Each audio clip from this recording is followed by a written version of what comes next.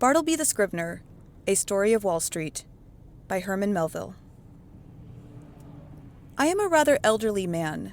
The nature of my avocations for the last 30 years has brought me into more than ordinary contact with what would seem an interesting and somewhat singular set of men, of whom as yet nothing that I know of has ever been written. I mean the law copyists or scriveners. I have known very many of them, professionally and privately, and if I pleased, could relate divers histories at which good-natured gentlemen might smile and sentimental souls might weep. But I waive the biographies of all other scriveners for a few passages in the life of Bartleby, who was a scrivener of the strangest I ever saw or heard of. While of other law copyists I might write the complete life, of Bartleby nothing of that sort can be done. I believe that no materials exist for a full and satisfactory biography of this man. It is an irreparable loss to literature. Bartleby was one of those beings of whom nothing is ascertainable, except from the original sources, and in his case, those are very small. What my own astonished eyes saw of Bartleby, that is all I know of him, except, indeed, one vague report which will appear in the sequel. Ere introducing the scrivener as he first appeared to me, it is fit I make some mention of myself, my employees, my business, my chambers, and general surroundings, because some such description is indispensable to an adequate understanding of the chief character about to be presented. Imprimis, I am a man who, from his youth upwards, has been filled with a profound conviction that the easiest way of life is the best. Hence, though I belong to a profession proverbially energetic and nervous, even to turbulence at times, yet nothing of that sort have I ever suffered to invade my peace. I am one of those unambitious lawyers who never addresses a jury or in any way draws down public applause, but in the cool tranquility of a snug retreat, do a snug business among rich men's bonds and mortgages and title deeds. All who know me consider me an eminently safe man. The late John Jacob Astor, a personage little given to poetic enthusiasm, had no hesitation in pronouncing my first grand point to be prudence, my next, method. I do not speak it in vanity, but simply record the fact that I was not unemployed in my profession by the late John Jacob Astor, a name which, I admit, I love to repeat, for it hath a rounded and orbicular sound to it, and rings like unto bullion. I will freely add that I was not insensible to the late John Jacob Astor's good opinion. Some time prior to the period at which this little history begins, my avocations had been largely increased. The good old office, now extinct in the state of New York, of a master in chancery, had been conferred upon me. It was not a very arduous office, but very pleasantly remunerative. I seldom lose my temper, much more seldom indulge in dangerous indignation at wrongs and outrages. But I must be permitted to be rash here and declare that I consider the sudden and violent abrogation of the office of Master in Chancery by the new Constitution as a premature act, inasmuch as I had counted upon a life lease of the profits, whereas I only received those of a few short years. But this is by the way. My chambers were upstairs at No. Wall Street. At one end, they looked upon the white wall of the interior of a spacious skylight shaft, penetrating the building from top to bottom. This view might have been considered rather tame than otherwise, deficient in what landscape painters call life. But if so, the view from the other end of my chambers offered at least a contrast, if nothing more. In that direction of my windows commanded an unobstructed view of a lofty brick wall, black by age and everlasting shade, which wall required no spyglass to bring out its lurking beauties, but for the benefit of all near-sighted spectators was pushed up to within 10 feet of my window panes. Owing to the great height of the surrounding buildings and my chambers being on the second floor, the interval between this wall and mine not a little resembled a huge square cistern. At the period just preceding the advent of Bartleby, I had 2 persons as copyists in my employment, and a promising lad as an office boy. First, Turkey. Second, Nippers. Third, Gingernut. These may seem names, the like of which are not usually found in the directory. In truth, they were nicknames, mutually conferred upon each other by my 3 clerks, and were deemed expressive of their respective persons or characters. Turkey was a short, pursy Englishman of about my own age, that is, somewhere not far from 60. In the morning, one might say his face was of a fine, florid hue, but after 12 o'clock, meridian, his dinner hour, it blazed like a grate full of Christmas coals, and continued blazing, but, as it were, with a gradual wane, till 6 o'clock p.m., or thereabouts, after which I saw no more of the proprietor of the face, which, gaining its meridian with the sun, seemed to set with it, to rise, culminate, and decline the following day with the like regularity and undiminished glory. There are many singular coincidences I have known in the course of my life, not the least among which was the fact that, exactly when Turkey displayed his fullest beams from his red and radiant countenance, just then, too, at that critical moment, began the daily period when I considered his business capacities as seriously disturbed for the remainder of the 24 hours. Not that he was absolutely idle or averse to business then. Far from it. The difficulty was, he was apt to be altogether too energetic. There was a strange, inflamed, flurried, flighty recklessness of activity about him. He would be incautious in dipping his pen into his inkstand. All his blots upon my documents were dropped there after 12 o'clock, meridian. Indeed, not only would he be reckless and sadly given to making blots in the afternoon, but some days he went further and was rather noisy. At such times, too, his face flamed with augmented blazonry, as if candle coal had been heaped on anthracite. He made an unpleasant racket with his chair, spilled his sandbox, and in mending his pens, impatiently split them all to pieces and threw them on the floor in a sudden passion, stood up and leaned over his table, boxing his papers about in a most indecorous manner, very sad to behold in an elderly man like him. Nevertheless, as he was in many ways a most valuable person to me, and all the time before 12 o'clock meridian was the quickest, steadiest creature too, accomplishing a great deal of work in a style not easy to be matched. For these reasons, I was willing to overlook his eccentricities, though indeed, occasionally, I remonstrated with him. I did this very gently, however, because though the civilest, nay, the blandest and most reverential of men in the morning, yet in the afternoon he was disposed, upon provocation, to be slightly rash with his tongue, in fact, insolent. Now, valuing his morning services as I did, and resolved not to lose them, yet at the same time made uncomfortable by his inflamed ways after 12 o'clock, and being a man of peace, unwilling by my admonitions to call forth unseemly retorts from him, I took upon me one Saturday afternoon, he was always worse on Saturdays, to hint to him, very kindly, that perhaps now that he was growing old, it might be well to abridge his labors. In short, he need not come to my chambers after 12 o'clock, but, dinner over, had best go home to his lodgings and rest himself till tea-time. But no, he insisted upon his afternoon devotions.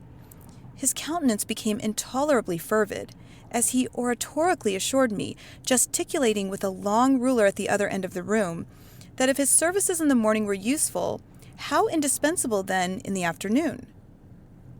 "With submission, sir," said Turkey on this occasion, "I consider myself your right-hand man.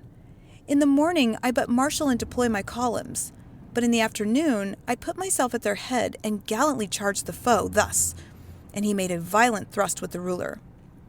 "But the blots, Turkey," intimated I. "True, but with submission, sir. Behold those hairs. I am getting old.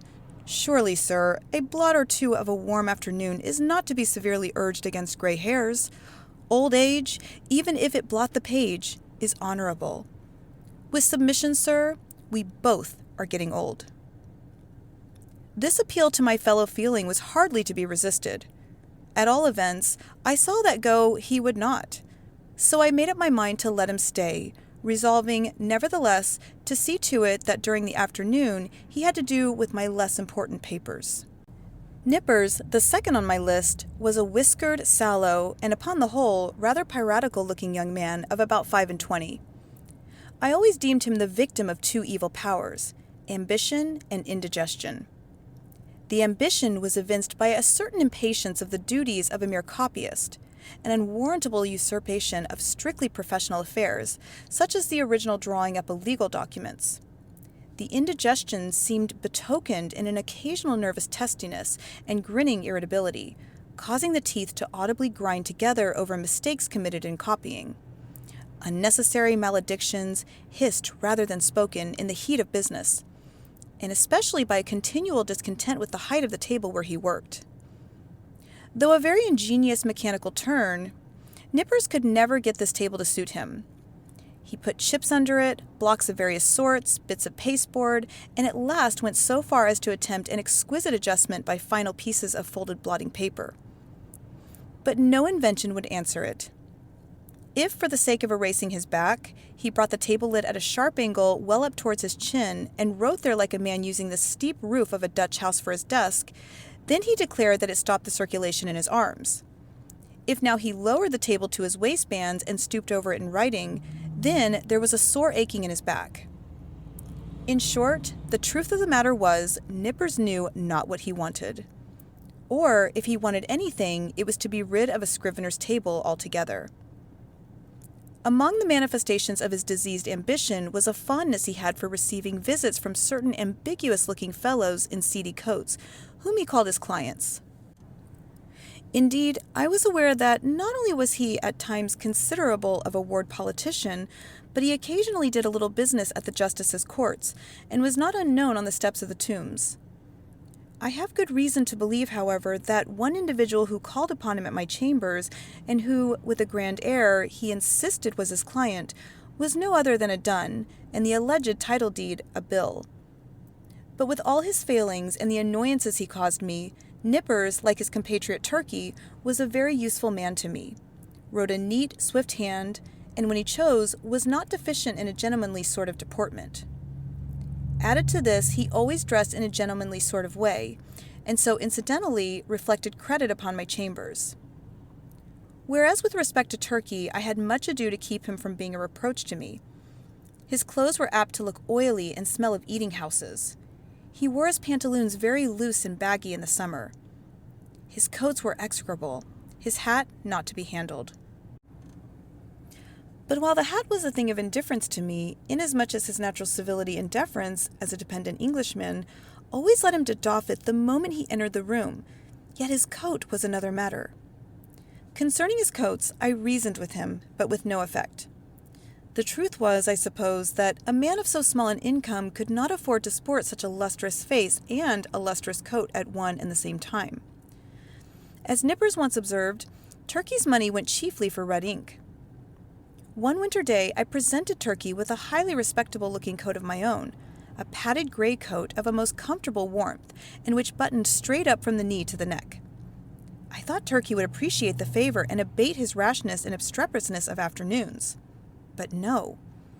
I verily believe that buttoning himself up in so downy and blanket-like a coat had a pernicious effect upon him, upon the same principle that too much oats are bad for horses. In fact, precisely as a rash, restive horse is said to feel his oats, so Turkey felt his coat. It made him insolent. He was a man whom prosperity harmed.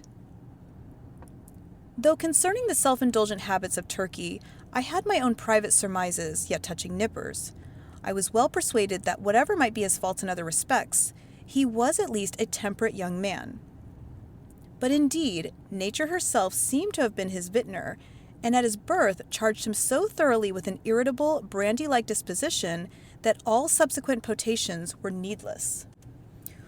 When I consider how, amid the stillness of my chambers, Nippers would sometimes impatiently rise from his seat, and stooping over his table, spread his arms wide apart, seize the whole desk, and move it and jerk it with a grim, grinding motion on the floor, as if the table were a perverse voluntary agent, intent on thwarting and vexing him, I plainly perceived that for Nippers, brandy and water were altogether superfluous.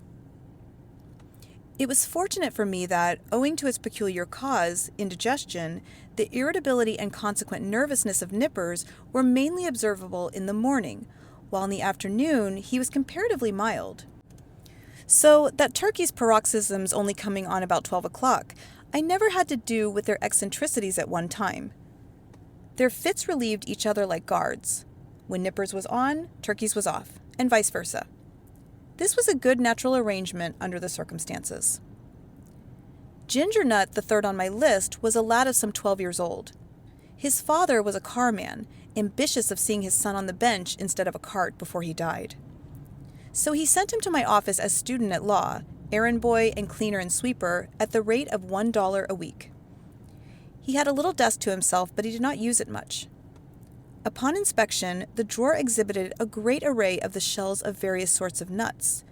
Indeed, to this quick-witted youth, the whole noble science of the law was contained in a nutshell.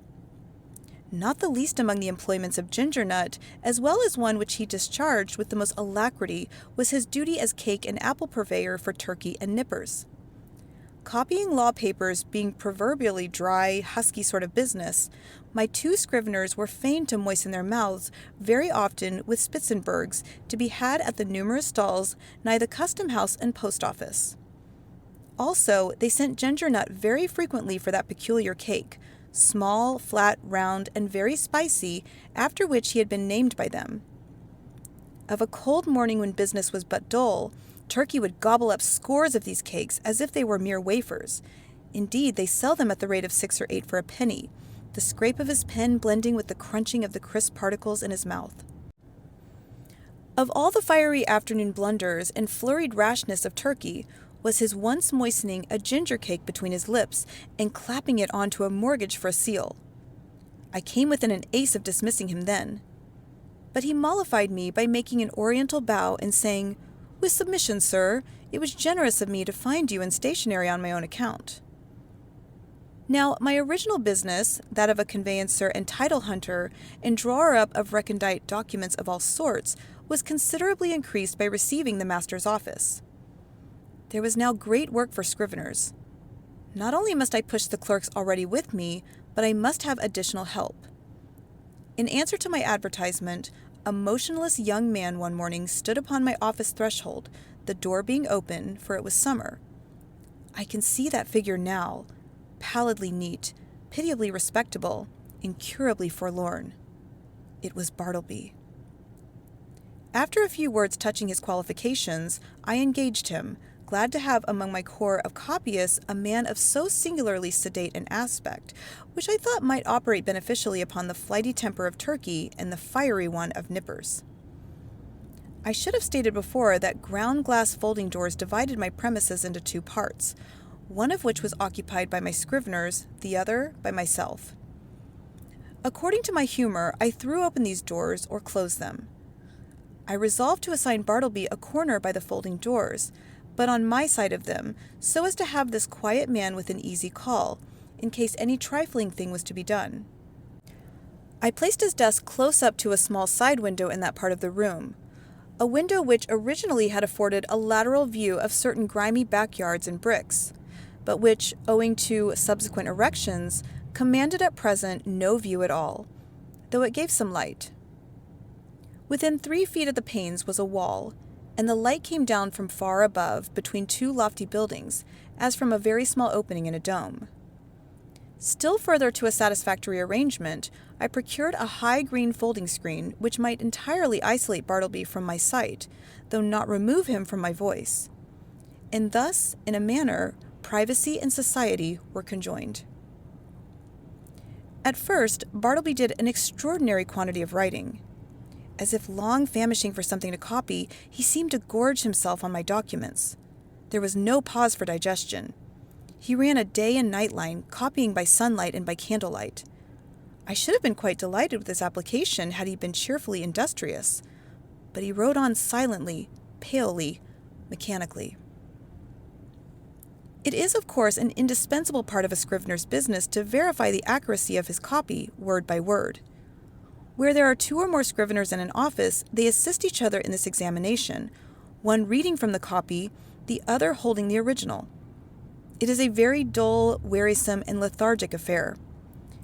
I can readily imagine that to some sanguine temperaments it would be altogether intolerable. For example, I cannot credit that meddlesome poet Byron would have contentedly sat down with Bartleby to examine a law document of, say, 500 pages closely written in a crimpy hand.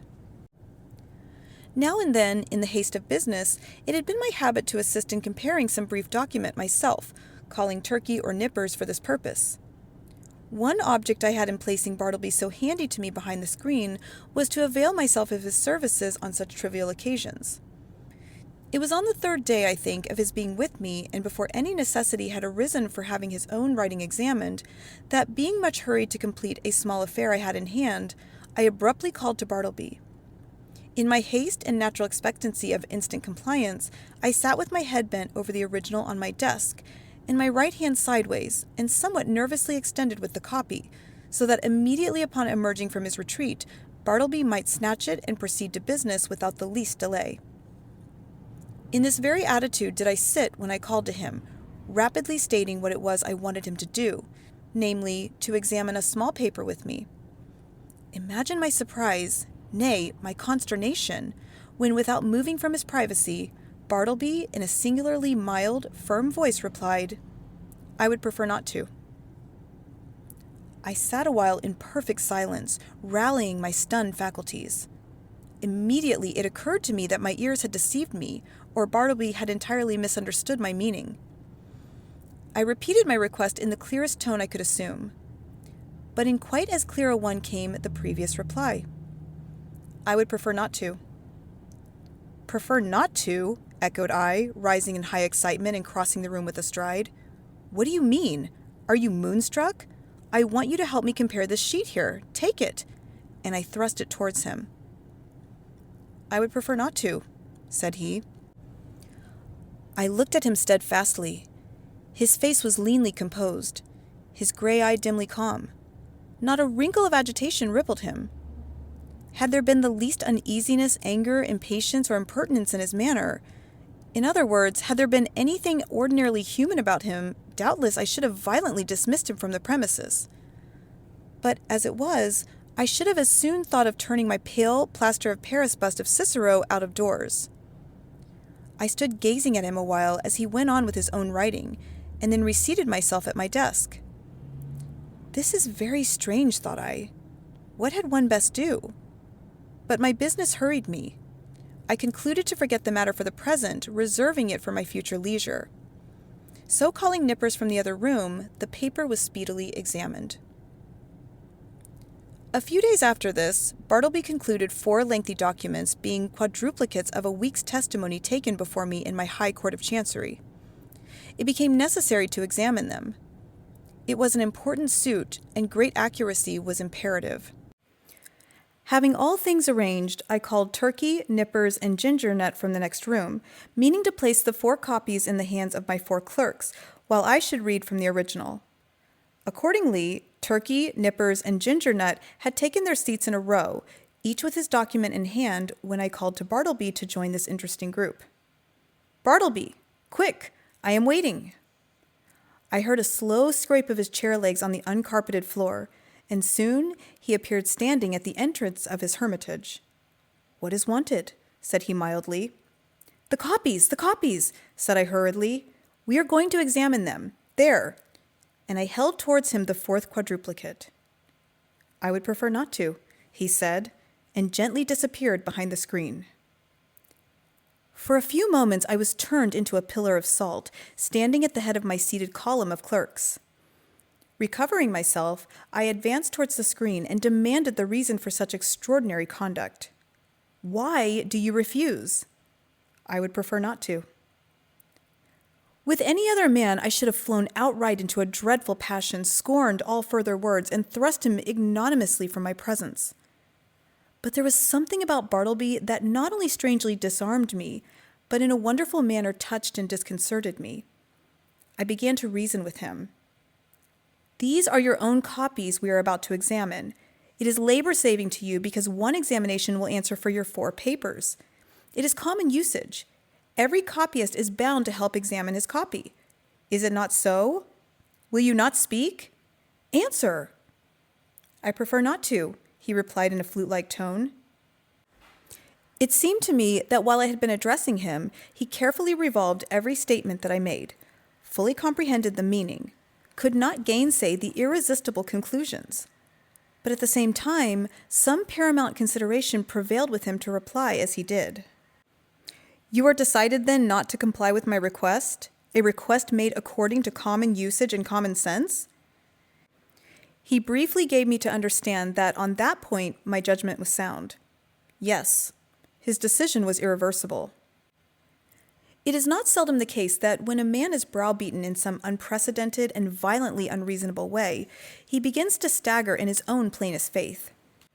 He begins, as it were, vaguely to surmise that, wonderful as it may be, all the justice and all the reason is on the other side. Accordingly, if any disinterested persons are present, he turns to them for some reinforcement for his own faltering mind. "Turkey," said I, "what do you think of this? Am I not right?" "With submission, sir," said Turkey with his blandest tone. "I think that you are." "Nippers," said I, "what do you think of it?" "I think I should kick him out of the office." The reader of nice perceptions will here perceive that, it being morning, Turkey's answer is couched in polite and tranquil terms, but Nippers replies in ill-tempered ones. Or, to repeat a previous sentence, Nippers' ugly mood was on duty and Turkey's off. "Gingernut," said I, willing to enlist the smallest suffrage in my behalf, "what do you think of it?" "I think, sir, he's a little loony," replied Gingernut with a grin. "You hear what they say," said I, turning towards the screen. "Come forth and do your duty." But he vouchsafed no reply. I pondered a moment in sore perplexity. But once more business hurried me. I determined again to postpone the consideration of this dilemma to my future leisure.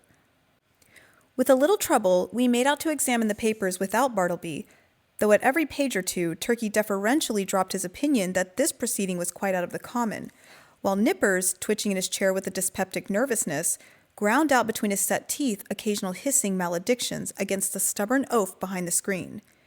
And for Nippers' part, this was the first and the last time he would do another man's business without pay. Meanwhile, Bartleby sat in his hermitage, oblivious to everything but his own peculiar business there. Some days passed, the Scrivener being employed upon another lengthy work. His late remarkable conduct led me to regard his ways narrowly. I observed that he never went to dinner, indeed that he never went anywhere. As yet, I had never of my personal knowledge known him to be outside of my office. He was a perpetual sentry in the corner. At about 11 o'clock, though, in the morning, I noticed that Gingernut would advance toward the opening in Bartleby's screen, as if silently beckoned thither by a gesture invisible to me where I sat. The boy would then leave the office jingling a few pence and reappear with a handful of gingernuts, which he delivered in the hermitage, receiving 2 of the cakes for his trouble. He lives, then, on gingernuts, thought I. Never eats a dinner, properly speaking. He must be a vegetarian, then. But no, he never eats even vegetables. He eats nothing but gingernuts. My mind then ran on in reveries concerning the probable effects upon the human constitution of living entirely on gingernuts. Gingernuts are so called because they contain ginger as one of their peculiar constituents, and the final flavoring one. Now, what was ginger? A hot, spicy thing. Was Bartleby hot and spicy? Not at all. Ginger then had no effect upon Bartleby. Probably he preferred it should have none. Nothing so aggravates an earnest person as a passive resistance. If the individual so resisted be of not inhumane temper, and the resisting one perfectly harmless in his passivity, then, in the better moods of the former, he will endeavor charitably to construe to his imagination what proves impossible to be solved by his judgment. Even so, for the most part, I regarded Bartleby and his ways. Poor fellow, thought I, he means no mischief. It is plain he intends no insolence. His aspect sufficiently evinces that his eccentricities are involuntary. He is useful to me. I can get along with him. If I turn him away, the chances are he will fall in some less indulgent employer, and then he will be rudely treated, and perhaps driven forth miserably to starve.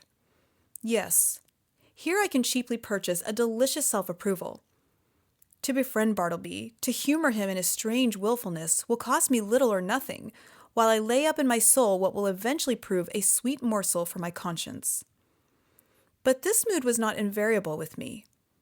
The passiveness of Bartleby sometimes irritated me. I felt strangely goaded on to encounter him in new opposition, to elicit some angry spark from him answerable to my own. But indeed, I might as well have essayed to strike fire with my knuckles against a bit of Windsor soap. But one afternoon, the evil impulse in me mastered me, and the following little scene ensued. "Bartleby," said I, "when those papers are all copied, I will compare them with you." "I would prefer not to." "How? Surely you do not mean to persist in that mullish vagary?" No answer. I threw open the folding doors nearby, and turning upon Turkey and Nippers, exclaimed in an excited manner, "He says a second time, he won't examine his papers. What do you think of it, Turkey?" It was afternoon, be it remembered. Turkey sat glowing like a brass boiler, his bald head steaming, his hands reeling among his blotted papers. "Think of it?" roared Turkey. "I think I'll just step behind his screen and black his eyes for him." So saying, Turkey rose to his feet and threw his arms into a pugilistic position. He was hurrying away to make good his promise when I detained him, alarmed at the effect of incautiously rousing Turkey's combativeness after dinner. "Sit down, Turkey," said I, "and hear what Nippers has to say. What do you think of it, Nippers? Would I not be justified in immediately dismissing Bartleby?"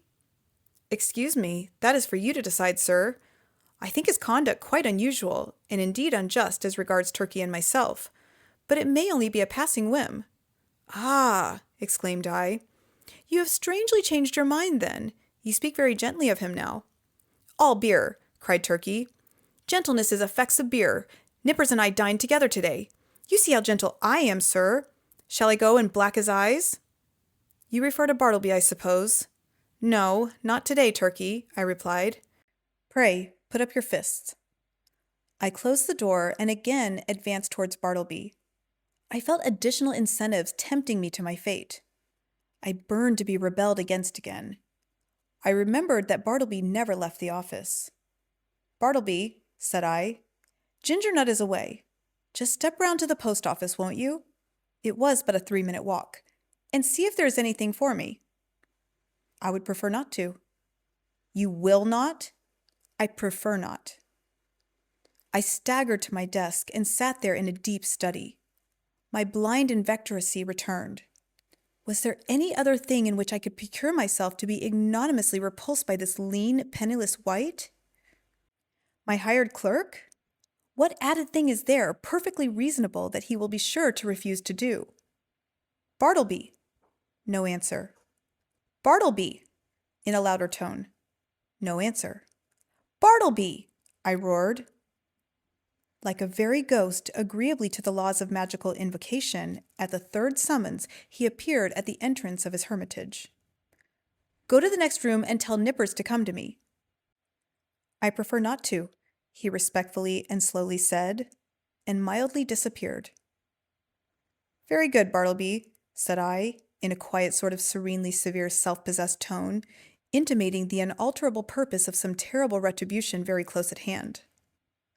At the moment I half intended something of the kind, but upon the whole, as it was drawing towards my dinner hour, I thought it best to put on my hat and walk home for the day, suffering much from perplexity and distress of mind. Shall I acknowledge it? The conclusion of this whole business was that it soon became a fixed fact in my chambers that a pale young scrivener by the name of Bartleby and a desk there, that he copied for me at the usual rate of 4 cents a folio, 100 words, but he was permanently exempt from examining the work done by him, that duty being transferred to Turkey and Nippers, one of compliment doubtless to their superior acuteness. Moreover, said Bartleby was never on any account to be dispatched on the most trivial errand of any sort, and that even if entreated to take upon him such a matter, it was generally understood that he would prefer not to. In other words, that he would refuse point blank. As days passed on, I became considerably reconciled to Bartleby. His steadiness, his freedom from all dissipation, his incessant industry, except when he chose to throw himself into a standing reverie behind his screen, his great stillness, his unalterableness of demeanor under all circumstances, made him a valuable acquisition. One prime thing was this: he was always there, first in the morning, continually through the day, and the last at night. I had a singular confidence in this honesty. I felt my most precious papers perfectly safe in his hands. Sometimes, to be sure, I could not, for the very soul of me, avoid falling into sudden spasmodic passions with him. For it was exceeding difficult to bear in mind all the time those strange peculiarities, privileges, and unheard of exemptions forming the tacit stipulations on Bartleby's part under which he remained in my office. Now and then, in the eagerness of dispatching pressing business, I would inadvertently summon Bartleby, in a short, rapid tone, to put his finger, say, on the incipient tie of a bit of red tape with which I was about compressing some papers. Of course, from behind the screen, the usual answer, "I prefer not to," was sure to come.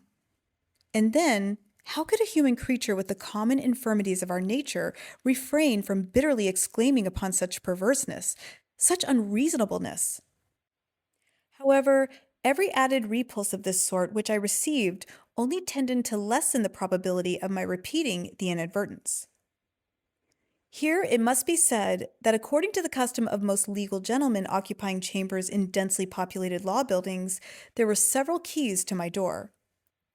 One was kept by a woman residing in the attic, which person weekly scrubbed and daily swept and dusted my apartments. Another was kept by Turkey for convenience sake. The third I sometimes carried in my own pocket. The fourth I knew not who had. Now, one Sunday morning I happened to go to Trinity Church to hear a celebrated preacher, and finding myself rather early on the ground, I thought I would walk around to my chambers for a while. Luckily, I had my key with me, but upon applying it to the lock, I found it resisted by something inserted from the inside. Quite surprised, I called out, when to my consternation a key was turned from within, and thrusting his lean visage at me and holding the door ajar, the apparition of Bartleby appeared, in his shirt sleeves and otherwise in a strangely tattered dishabille, saying quietly that he was sorry, but he was deeply engaged just then, and preferred not admitting me at present. In a brief word or two, he moreover added that perhaps I had better walk around the block 2 or 3 times, and by that time he would probably have concluded his affairs. Now, the utterly unsurmised appearance of Bartleby, tenanting my law chambers of a Sunday morning, with his cadaverously gentlemanly nonchalance, yet withal firm and self-possessed, had such a strange effect upon me, that incontinently I slunk away from my own door and did as desired. But not without sundry twinges of impotent rebellion against the mild effrontery of this unaccountable Scrivener. Indeed, it was his wonderful mildness chiefly which not only disarmed me, but unmanned me, as it were. For I consider that one, for the time, is a sort of unmanned when he tranquilly permits his hired clerk to dictate to him and order him away from his own premises. Furthermore, I was full of uneasiness as to what Bartleby could possibly be doing in my office in his shirt sleeves and in an otherwise dismantled condition of a Sunday morning. Was anything amiss going on? Nay, that was out of the question. It was not to be thought of for a moment that Bartleby was an immoral person. But what could he be doing there? Copying? Nay, again, whatever might be his eccentricities, Bartleby was an eminently decorous person. He would be the last man to sit down to a desk in any state approaching to nudity. Besides, it was Sunday, and there was something about Bartleby that forbade the supposition that he would by any secular occupation violate the proprieties of the day. Nevertheless, my mind was not pacified, and full of a restless curiosity, at last I returned to the door. Without hindrance, I inserted my key, opened it, and entered. Bartleby was not to be seen. I looked round anxiously, peeped behind his screen, but it was very plain that he was gone.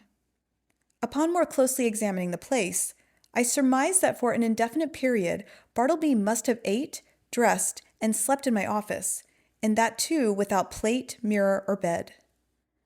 The cushioned seat of a rickety old sofa in one corner bore the faint impress of a lean reclining form. Rolled away under his desk, I found a blanket. Under the empty grate, a blacking box and brush.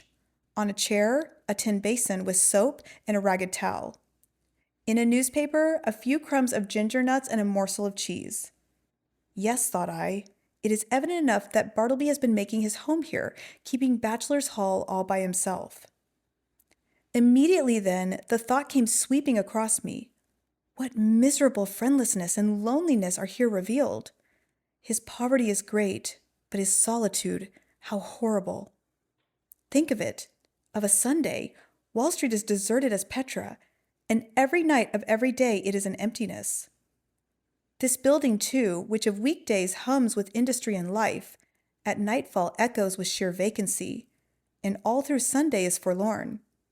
And here Bartleby makes his home, sole spectator of a solitude which he has seen all populous, a sort of innocent and transformed Marius brooding among the ruins of Carthage. For the first time in my life, a feeling of overpowering, stinging melancholy seized me. Before, I had never experienced aught but a not unpleasing sadness. The bond of a common humanity now drew me irresistibly to gloom, a fraternal melancholy. For both I and Bartleby were sons of Adam. I remembered the bright silks and sparkling faces I had seen that day, in gala trim, swan-like sailing down the Mississippi of Broadway, and I contrasted them with the pallid copyist and thought to myself, "Ah, happiness courts the light, so we deem the world is gay, but misery hides aloof, so we deem that misery there is none." These sad fancyings, chimeras doubtless, of a sick and silly brain, led on to other and more special thoughts concerning the eccentricities of Bartleby. Presentiments of strange discoveries hovered round me. The Scrivener's pale form appeared to me laid out, among uncaring strangers, in its shivering winding sheet. Suddenly, I was attracted by Bartleby's closed desk, the key in open sight left in the lock. I mean no mischief, seek the gratification of no heartless curiosity, thought I. Besides, the desk is mine, and its contents too, so I will make bold to look within. Everything was methodically arranged, the papers smoothly placed. The pigeonholes were deep, and removing the files of documents, I groped into their recesses. Presently, I felt something there and dragged it out. It was an old bandana handkerchief, heavy and knotted. I opened it and saw it was a savings bank. I now recalled all the quiet mysteries which I had noted in the man. I remember that he never spoke but to answer, that though at intervals he had considerable time to himself, yet I had never seen him reading, no, not even a newspaper. That for long periods he would stand looking out at his pale window behind the screen upon the dead brick wall. I was quite sure he never visited any refectory or eating house, while his pale face clearly indicated that he never drank beer like Turkey, or tea and coffee even like other men, that he never went anywhere in particular that I could learn, never went out for a walk, unless indeed that was the case at present, that he had declined telling who he was, or whence he came, or whether he had any relatives in the world, that, though so thin and pale, he never complained of ill health. And more than all, I remembered a certain unconscious air of pallid, how shall I call it, of pallid haughtiness, say, or rather an austere reserve about him, which had positively awed me into my tame compliance with his eccentricities, when I had feared to ask him to do the slightest incidental thing for me, even though I might know from his long-continued motionlessness that behind his screen he must be standing in one of those dead-wall reveries of his. Revolving all these things and coupling them with the recently discovered fact that he made my office his constant abiding place and home, and not forgetful of his morbid moodiness, revolving all these things, a prudential feeling began to steal over me. My first emotions had been those of pure melancholy and sincerest pity. But just in proportion as the forlornness of Bartleby grew and grew to my imagination, did that same melancholy merge into fear, that pity into repulsion. So true it is, and so terrible too, that up to a certain point, the thought or sight of misery enlists our best affections. But in certain special cases, beyond that point, it does not. They err who would assert that invariably this is owing to the inherent selfishness of the human heart. It rather proceeds from a certain hopelessness of remedying excessive and organic ill. To a sensitive being, pity is not seldom pain. And when at last it is perceived that such pity cannot lead to effectual succor, common sense bids the soul rid of it. What I saw that morning persuaded me that the Scrivener was the victim of innate and incurable disorder. I might give alms to his body, but his body did not pain him. It was his soul that suffered, and his soul I could not reach. I did not accomplish the purpose of going to Trinity Church that morning. Somehow, the things I had seen disqualified me for the time from church-going. I walked homeward, thinking what I would do with Bartleby. Finally, I resolved upon this.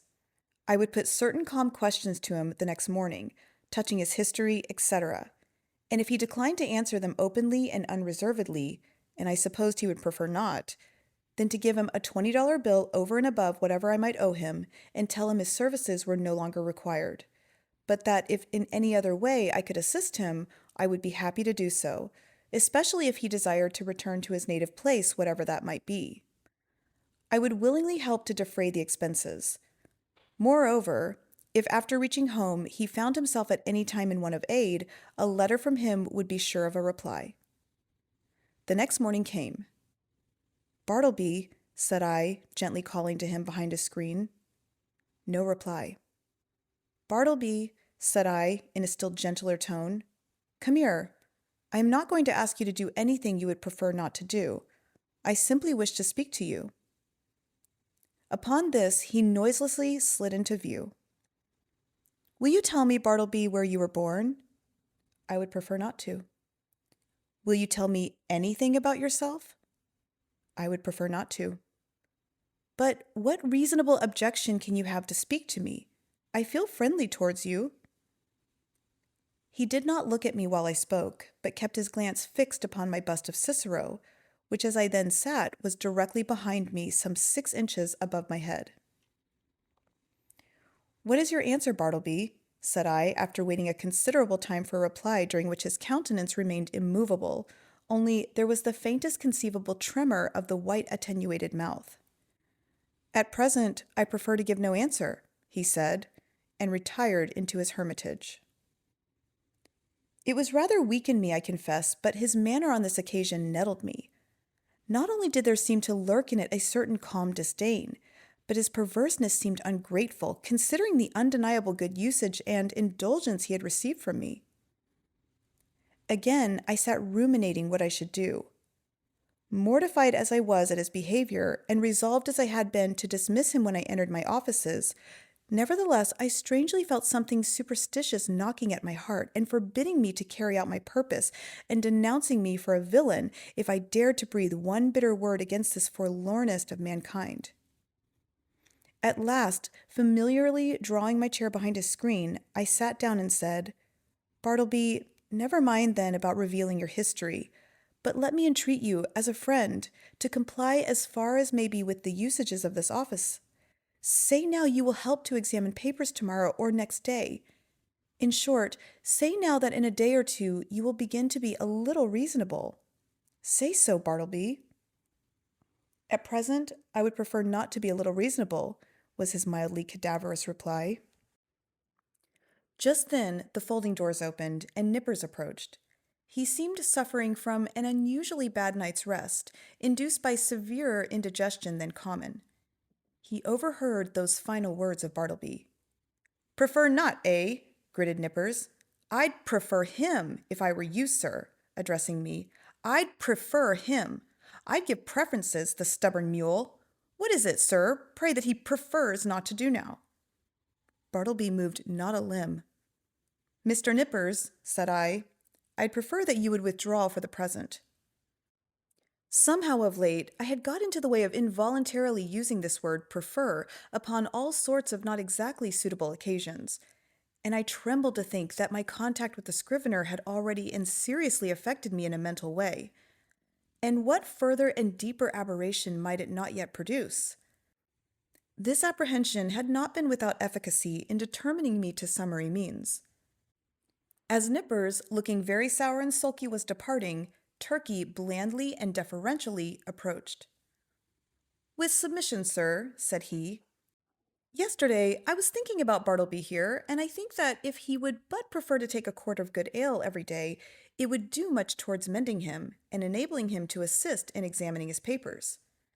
"So you have got the word too," said I, slightly excited.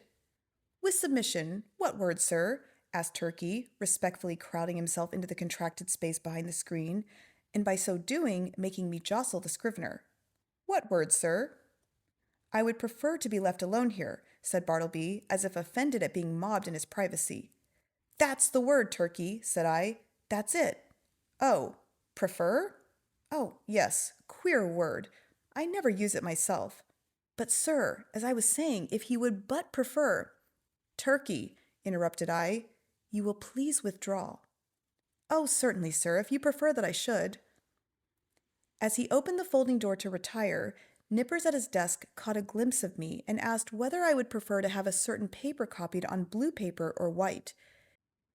He did not in the least roguishly accent the word prefer. It was plain that it involuntarily rolled from his tongue. I thought to myself, surely I must get rid of a demented man who already has in some degree turned the tongues, if not the heads, of myself and clerks. But I thought it prudent not to break the dismission at once. The next day, I noticed that Bartleby did nothing but stand at his window in his dead-wall reverie. Upon asking him why he did not write, he said that he had decided upon doing no more writing. "Why, how now? What next?" exclaimed I. "Do no more writing?" "No more." "And what is the reason?" "Do you not see the reason for yourself?" he indifferently replied. I looked steadfastly at him and perceived that his eyes looked dull and glazed. Instantly it occurred to me that his unexampled diligence in copying by his dim window for the first few weeks of his stay with me might have temporarily impaired his vision. I was touched. I said something in condolence with him. I hinted that of course he did wisely in abstaining from writing for a while, and urged him to embrace that opportunity of taking wholesome exercise in the open air. This, however, he did not do. A few days after this, my other clerks being absent, and being in a great hurry to dispatch certain letters by the mail, I thought that, having nothing else earthly to do, Bartleby would surely be less inflexible than usual, and carry these letters to the post office. But he blankly declined. So, much to my inconvenience, I went myself. Still added days went by. Whether Bartleby's eyes improved or not, I could not say. To all appearance, I thought they did, but when I asked him if they did, he vouchsafed no answer. At all events, he would do no copying. At last, in reply to my urgings, he informed me that he had permanently given up copying. "What?" exclaimed I. "Suppose your eyes should get entirely well, better than ever before. Would you not copy then?" "I have given up copying," he answered, and slid aside. He remained as ever a fixture in my chamber. Nay, if that were possible, he became still more of a fixture than before. What was to be done? He would do nothing in the office. Why should he stay there? In plain fact, he had now become a millstone to me, not only useless as a necklace, but afflictive to bear. Yet I was sorry for him. I speak less than truth when I say that, on his own account, he occasioned me uneasiness. If he would but have named a single relative or friend, I would instantly have written and urged their taking the poor fellow away to some convenient retreat. But he seemed alone, absolutely alone in the universe. A bit of wreck in the mid-Atlantic. At length, necessities connected with my business tyrannized over all other considerations. Decently as I could, I told Bartleby that in 6 days' time he must unconditionally leave the office. I warned him to take measures, in the interval, for procuring some other abode. I offered to assist him in this endeavor if he himself would but take the first step toward a removal. "And when you finally quit me, Bartleby," added I shall see that you go not away entirely unprovided. 6 days from this hour, remember." At the expiration of that period, I peeped behind the screen, and lo! Bartleby was there. I buttoned up my coat, balanced myself, and advanced slowly towards him, touched his shoulder, and said, "The time has come. You must quit this place. I am sorry for you. Here is money, but you must go." "I would prefer not," he replied, with his back still towards me. "You must." He remained silent. Now, I had an unbounded confidence in this man's common honesty. He had frequently restored to me 6 pences and shillings carelessly dropped upon the floor, for I am apt to be very reckless in such shirt-button affairs. The proceeding, then, which followed will not be deemed extraordinary. "Bartleby," said I owe you $12 on account. Here are 32. The odd 20 are yours. Will you take it?" And I handed the bills towards him. But he made no motion. "I will leave them here then," putting them under a weight on the table. Then taking my hat and cane and going to the door, I tranquilly turned and added, "After you have removed your things from these offices, Bartleby, you will of course lock the door, since everyone is now gone for the day, but and if you please, slip your key underneath the mat so that I may have it in the morning. I shall not see you again, so goodbye to you. If hereafter in your new place of abode I can be of any service to you, do not fail to advise me by letter. Goodbye, Bartleby, and fare you well." But he answered not a word. Like the last column of some ruined temple, he remained standing mute and solitary in the middle of the otherwise deserted room. As I walked home in a pensive mood, my vanity got the better of my pity. I could not but highly plume myself on my masterly management in getting rid of Bartleby. Masterly I call it, and such it must appear to any dispassionate thinker. The beauty of my procedure seemed to consist in its perfect quietness. There was no vulgar bullying, no bravado of any sort, no choleric hectoring, and striding to and fro across the apartment, jerking out vehement commands for Bartleby to bundle himself off with his beggarly traps. Nothing of the kind. Without loudly bidding Bartleby depart, as an inferior genius might have done, I assumed the ground that depart he must, and upon that assumption built all I had to say. The more I thought over my procedure, the more I was charmed with it. Nevertheless, next morning, upon awakening, I had my doubts. I had somehow slept off the fumes of vanity. One of the coolest and wisest hours a man has is just after he awakes in the morning. My procedure seemed as sagacious as ever, but only in theory. How it would prove in practice, there was the rub. It was truly a beautiful thought to have assumed Bartleby's departure, but after all, that assumption was simply my own and none of Bartleby's. The great point was not whether I had assumed that he would quit me, but whether he would prefer so to do. He was more a man of preference than assumptions. After breakfast, I walked downtown, arguing the probabilities pro and con. One moment I thought it would prove a miserable failure, and Bartleby would be found all alive at my office as usual. The next moment it seemed certain that I should see his chair empty. And so I kept veering about. At the corner of Broadway and Canal Street, I saw quite an excited group of people standing in earnest conversation. "I'll take odds he doesn't," said a voice as I passed. "Doesn't go? Done," said I. "Put up your money." I was instinctively putting my hand in my pocket to produce my own when I remembered that this was an election day. The words I had overheard bore no reference to Bartleby, but to the success or non-success of some candidate for the mayoralty. In my intent frame of mind, I had, as it were, imagined that all Broadway shared in my excitement and were debating the same question with me. I passed on, very thankful that the uproar of the street screened my momentary absent-mindedness. As I had intended, I was earlier than usual at my office door. I stood listening for a moment. All was still. He must be gone. I tried the knob. The door was locked. Yes, my procedure had worked to a charm. He indeed must be vanished. Yet a certain melancholy mixed with this.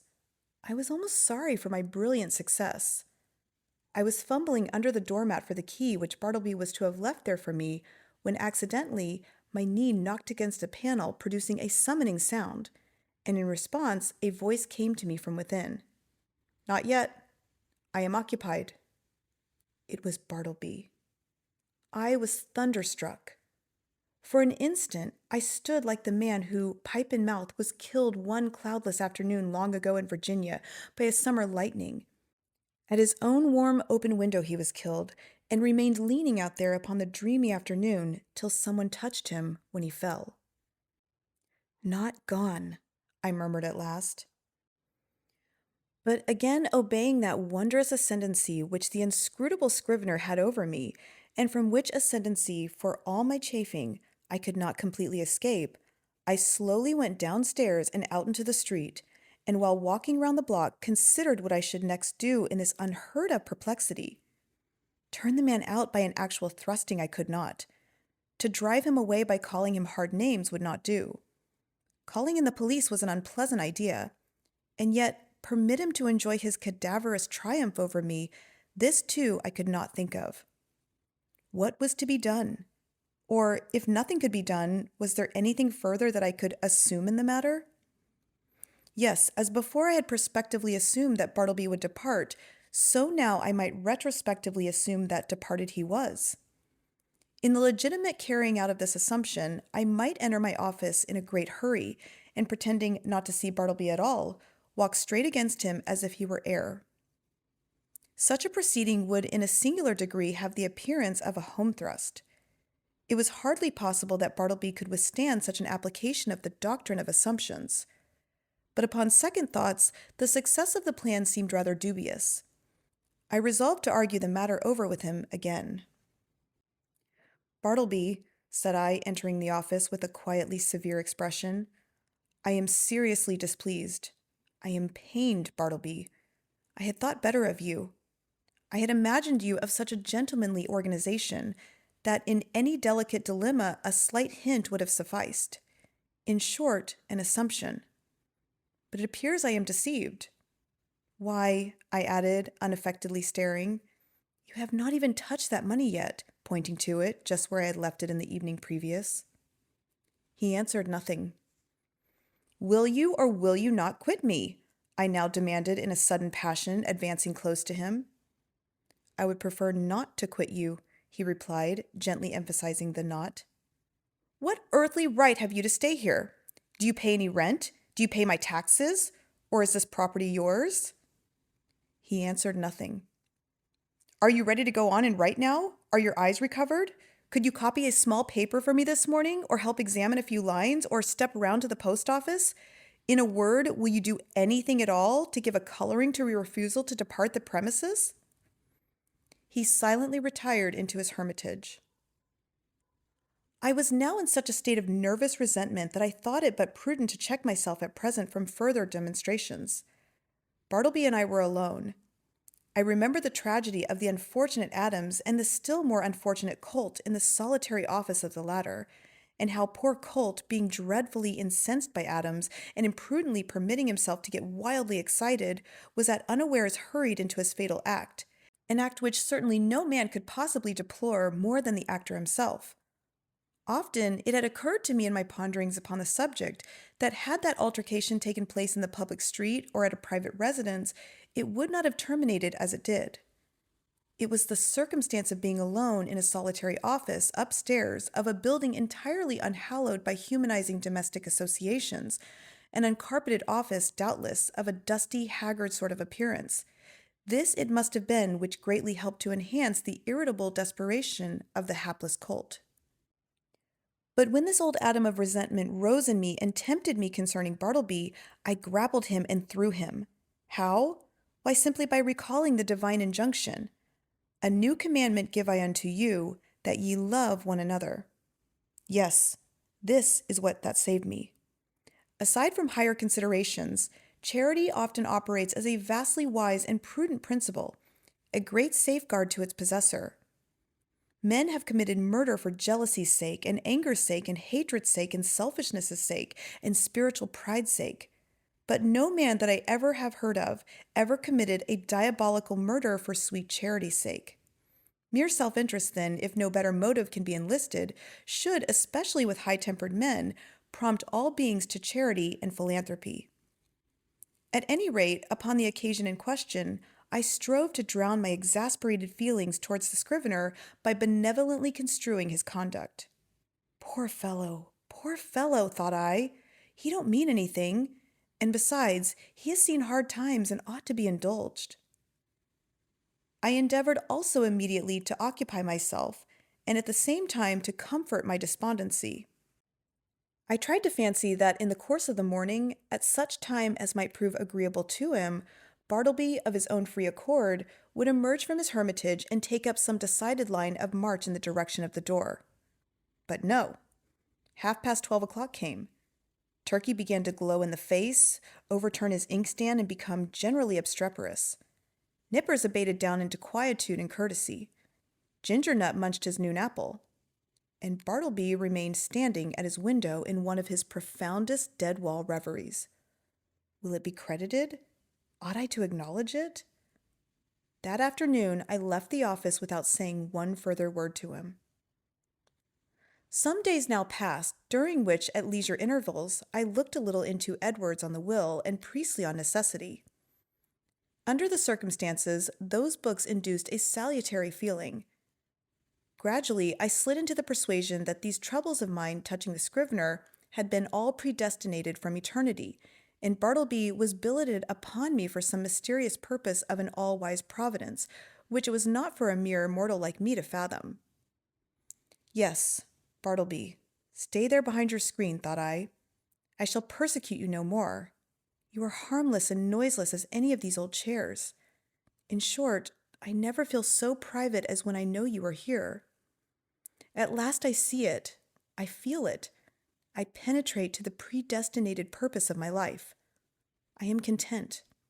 Others may have loftier parts to enact, but my mission in this world, Bartleby, is to furnish you with office room for such period as you may see fit to remain. I believe that this wise and blessed frame of mind would have continued with me had it not been for the unsolicited and uncharitable remarks obtruded upon me by my professional friends who visited the rooms.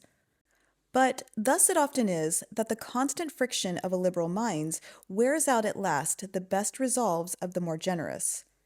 Though to be sure, when I reflected upon it, it was not strange that people entering my office should be struck by the peculiar aspect of the unaccountable Bartleby, and so be tempted to throw out some sinister observations concerning him. Sometimes an attorney having business with me and calling at my office and finding no one but the Scrivener there, would undertake to obtain some sort of precise information from him touching my whereabouts. But without heeding his idle talk, Bartleby would remain standing immovable in the middle of the room. So after contemplating him in that position for a time, the attorney would depart no wiser than he came. Also, when a reference was going on and the room full of lawyers and witnesses and business was driving fast, some deeply occupied legal gentleman present, seeing Bartleby wholly unemployed, would request him to run round to the legal gentleman's, office and fetch some papers for him. Thereupon, Bartleby would tranquilly decline and yet remain idle as before. Then the lawyer would give a great stare and turn to me. And what could I say? At last, I was made aware that all through the circle of my professional acquaintance, a whisper of wonder was running round, having reference to the strange creature I kept at my office. This worried me very much, and as the idea came upon me of his possibly turning out a long-lived man, and keep occupying my chambers and denying my authority and perplexing my visitors and scandalizing my professional reputation and casting a general gloom over the premises, keeping soul and body together to the last upon his savings, for doubtless he spent but half a dime a day, and in the end perhaps outlived me and claimed possession of my office by right of his perpetual occupancy. As all these dark anticipations crowded upon me more and more, and my friends continually intruded their relentless remarks upon the apparition in my room, a great change was wrought in me. I resolved to gather all my faculties together and forever rid me of this intolerable incubus. Ere revolving any complicated project, however, adapted to this end, I first simply suggested to Bartleby the propriety of his permanent departure. In a calm and serious tone, I commended the idea to his careful and mature consideration. But having taken 3 days to meditate upon it, he apprised me that his original determination remained the same. In short, that he still preferred to abide with me. What shall I do? I now said to myself, buttoning up my coat to the last button. What shall I do? What ought I do? What does conscience say I should do with this man, or rather ghost? Rid myself of him I must. Go he shall. But how? You will not thrust him, the poor, pale, passive mortal. You will not thrust such a helpless creature out of your door. You will not dishonor yourself by such cruelty? No, I will not. I cannot do that. Rather, would I let him live and die here, and then mason up his remains in the wall? What then will you do? For all your coaxing, he will not budge. Bribes he leaves under your own paperweight on your table. In short, it is quite plain that he prefers to cling to you. Then something severe, something unusual must be done. What? Surely you will not have him collared by a constable and commit his innocent pallor to the common jail? And upon what ground could you procure such a thing to be done? A vagrant is he? What? He, a vagrant, a wanderer who refuses to budge? It is because he will not be a vagrant, then, that you seek to count him as a vagrant. That is too absurd. No visible means of support. There I have him. Wrong again. For indubitably he does support himself, and that is the only unanswerable proof that any man can show of his possessing the means to do so. No more, then. Since he will not quit me, I must quit him. I will change my offices. I will move elsewhere and give him fair notice that if I find him on my new premises, I will then proceed against him as a common trespasser. Acting accordingly, next day I thus addressed him. I find these chambers too far from the city hall. The air is unwholesome. In a word, I propose to remove my offices next week and shall no longer require your services. I tell you this now in order that you may seek another place. He made no reply, and nothing more was said. On the appointed day, I engaged carts and men, proceeded to my chambers, and having but little furniture, everything was removed in a few hours. Throughout, the Scrivener remained standing behind the screen, which I directed to be removed the last thing. It was withdrawn, and being folded up like a huge folio, left him the motionless occupant of a naked room. I stood in the entry watching him a moment while something from within me upbraided me. I re-entered with my hand in my pocket and my heart in my mouth. Goodbye, Bartleby. I am going. Goodbye. And God bless some way bless you. And take that, slipping something in his hand. But it dropped upon the floor, and then, strange to say, I tore myself from him whom I had so longed to be rid of. Established in my new quarters for a day or two, I kept the door locked and started at every footfall in the passages. When I returned to my rooms after any little absence, I would pause at the threshold for an instant and attentively listen ere applying my key. But these fears were needless. Bartleby never came nigh me. I thought all was going well when a perturbed-looking stranger visited me, inquiring whether I was the person who had recently occupied rooms at No. Wall Street. Full of forebodings, I replied that I was. Then, sir, said the stranger, who proved a lawyer, you are responsible for the man you left there. He refuses to do any copying. He refuses to do anything. He says he prefers not to, and he refuses to quit the premises. I am very sorry, sir, said I, with assumed tranquility, but an inward tremor. But really, the man you allude to is nothing to me. He is no relation or apprentice of mine, that you should hold me responsible for him. In mercy's name, who is he? I certainly cannot inform you. I know nothing about him. Formerly, I employed him as a copyist, but he has done nothing for me now for some time past. I shall settle him then. Good morning, sir. Several days passed, and I heard nothing more. And though I often felt a charitable prompting to call at the place and see poor Bartleby, yet a certain squeamishness of I know not what withheld me. All is over with him by this time, thought I at last, when through another week no further intelligence reached me. But coming to my room the day after, I found several persons waiting at my door in a high state of nervous excitement. "That's the man, here he comes!" cried the foremost one, whom I recognized as the lawyer who had previously called upon me alone. "You must take him away, sir, at once!" cried a portly person among them, advancing upon me, and whom I knew to be the landlord of No. Wall Street. "These gentlemen, my tenants, cannot stand it any longer. Mr. B," pointing to the lawyer, "has turned him out of his room, and he now persists in haunting the building generally, sitting upon the banisters of the stairs by day and sleeping in the entry by night. Everybody is concerned. Clients are leaving the offices. Some fears are entertained of a mob. Something you must do, and that without delay." Aghast at this torrent, I fell back before it, and would fain have locked myself in my new quarters. In vain, I persisted that Bartleby was nothing to me, no more than to anyone else.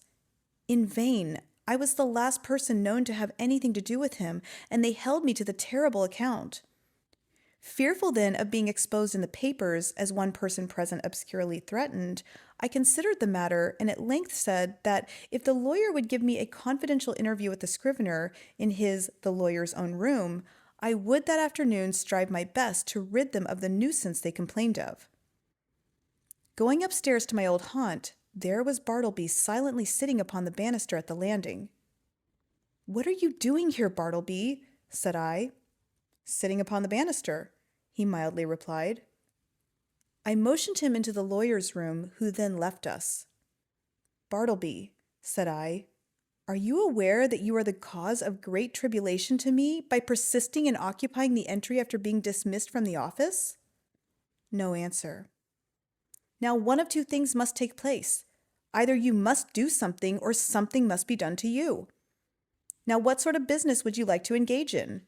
Would you like to re-engage in copying for someone?" "No. I would prefer not to make any change." "Would you like a clerkship in a dry goods store?" "There is too much confinement about that." "No, I would not like a clerkship, but I am not particular." "Too much confinement?" I cried. "Why, you keep yourself confined all the time." "I would prefer not to take a clerkship," he rejoined, as if to settle that little item at once. "How would a bartender's business suit you?" "There is no trying of the eyesight in that." "I would not like it at all. Though, as I said before, I am not particular." His unwonted wordiness inspirited me. I returned to the charge. "Well then, would you like to travel through the country collecting bills for the merchants? That would improve your health." "No, I would prefer to be doing something else." "How then would going as a companion to Europe to entertain some young gentlemen with your conversation? How would that suit you?" "Not at all. It does not strike me that there is anything definite about that. I like to be stationary, but I am not particular." "Stationary you shall be, then," I cried, now losing all patience, and for the first time in all my exasperating connection with him, fairly flying into a passion. "If you do not go away from these premises before night, I shall feel bound, indeed I am bound, to quit the premises myself," I rather absurdly concluded, knowing not with what possible threat to try to frighten his immobility into compliance. Despairing of all further efforts, I was precipitately leaving him when a final thought occurred to me, one which had not been wholly unindulged before. "Bartleby," said I in the kindest tone I could assume under such exciting circumstances, "will you go home with me now? Not to my office, but my dwelling, and remain there till we can conclude upon some convenient arrangement for you at our leisure? Come, let us start now, right away." "No. At present, I would prefer not to make any change at all." I answered nothing, but effectually dodging every one by the suddenness and rapidity of my flight, rushed from the building, ran up Wall Street towards Broadway, and jumping into the first omnibus was soon removed from pursuit. As soon as tranquillity returned, I distinctly perceived that I had now done all that I possibly could, both in respect to the demands of the landlord and his tenants, and with regard to my own desire and sense of duty to benefit Bartleby and shield him from rude persecution. I now strove to be entirely carefree and quiescent, and my conscience justified me in the attempt, though indeed it was not so successful as I could have wished.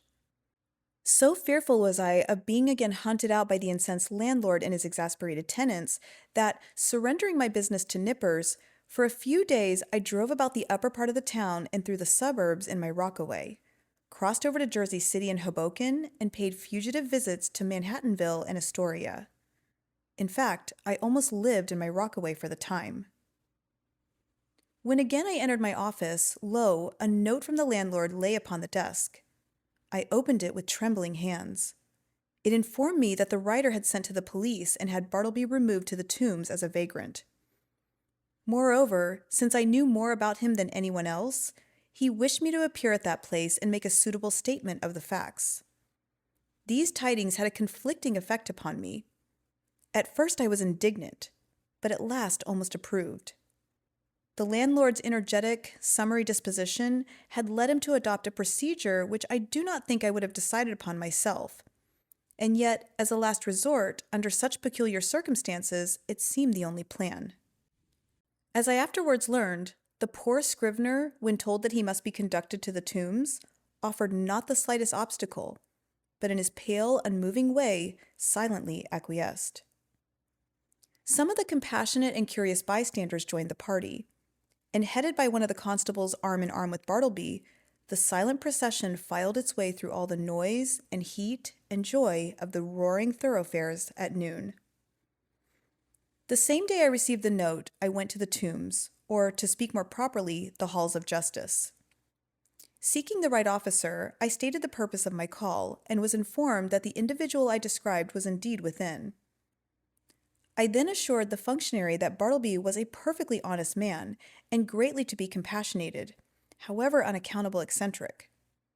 I narrated all I knew, and closed by suggesting the idea of letting him remain in as an indulgent confinement as possible till something less harsh might be done, though indeed I hardly knew what. At all events, if nothing else could be decided upon, the almshouse must receive him. I then begged to have an interview.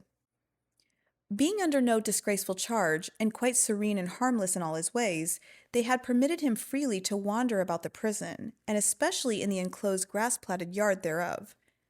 And so I found him there, standing all alone in the quietest of the yards, his face towards a high wall, while all around from the narrow slits of the jail windows I thought I saw peering out upon him the eyes of murderers and thieves. "Bartleby." "I know you," he said, without looking round, "and I want nothing to say to you." "It was not I that brought you here, Bartleby," said I, keenly pained at his implied suspicion. "And to you this should not be so vile a place. Nothing reproachful attaches to you by being here. And see, it is not so sad a place as one might think. Look, there is the sky, and here is the grass." "I know where I am," he replied, but would say nothing more, and so I left him. As I entered the corridor again, a broad, meat-like man in an apron accosted me, and jerking his thumb over his shoulder said, "Is that your friend?" "Yes." "Does he want to starve?" "If he does, let him live on the prison fare, that's all." "Who are you?" asked I, not knowing what to make of such an unofficially speaking person in such a place. "I am the grub man. Such gentlemen as have friends here hire me to provide them with something good to eat." "Is this so?" said I, turning to the turnkey. He said it was. "Well then," said I, slipping some silver into the grub man's hands, for so they called him, "I want you to give particular attention to my friend here. Let him have the best dinner you can get, and you must be as polite to him as possible." "Introduce me, will you?" said the grub man, looking at me with an expression which seemed to say he was all impatience for an opportunity to give a specimen of his breeding. Thinking it would prove a benefit to the Scrivener, I acquiesced, and asking the grub man his name, went up with him to Bartleby. "Bartleby, this is Mr. Cutlets. You will find him very useful to you." "Your sarvant, sir, your sarvant," said the grub man, making a low salutation behind his apron. "Hope you find it pleasant here, sir. Spacious grounds, cool apartments, sir. Hope you'll stay with us some time. Try to make it agreeable. May Mrs. Cutlets and I have the pleasure of your company to dinner, sir, in Mrs. Cutlets' private room?" "I prefer not to dine today," said Bartleby, turning away. "It would disagree with me. I am unused to dinners." So saying, he slowly moved to the other side of the enclosure and took up a position fronting the dead wall. "How's this?" said the grub man, addressing me with a stare of astonishment. "He's odd, ain't he?" "I think he's a little deranged," said I sadly.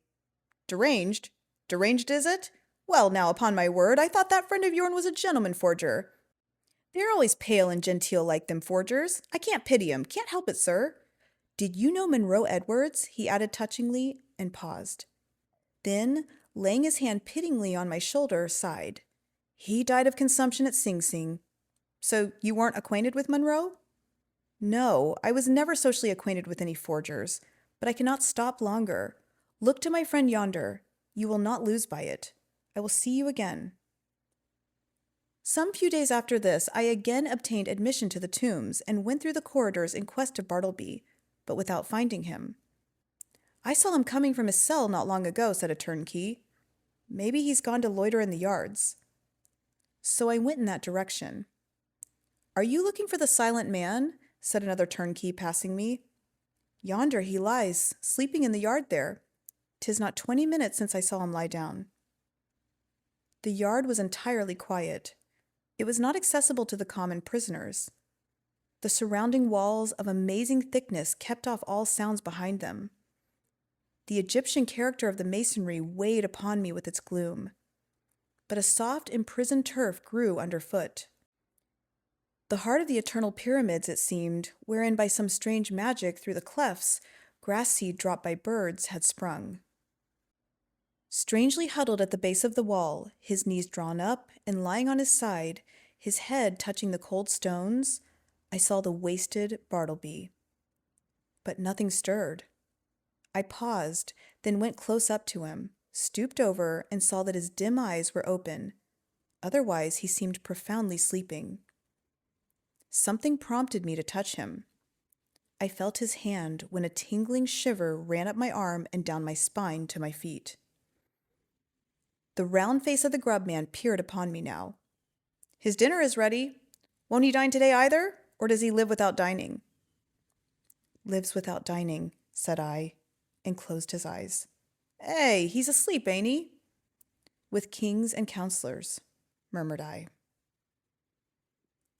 There would seem little need for proceeding further in this history. Imagination will readily supply the meager recital of poor Bartleby's interment. But ere parting with the reader, let me say that if this little narrative has sufficiently interested him to awaken curiosity as to who Bartleby was and what manner of life he led prior to the present narrator's making his acquaintance, I can only reply that in such curiosity I fully share, but am wholly unable to gratify it. Yet here I hardly know whether I should divulge one little item of rumor which came to my ears a few months after the Scrivener's decease. Upon what basis it rested I could never ascertain, and hence how true it is I cannot now tell. But inasmuch as this vague report has not been without certain strange suggestive interest to me, however sad, it may prove the same with some others, and so I will briefly mention it.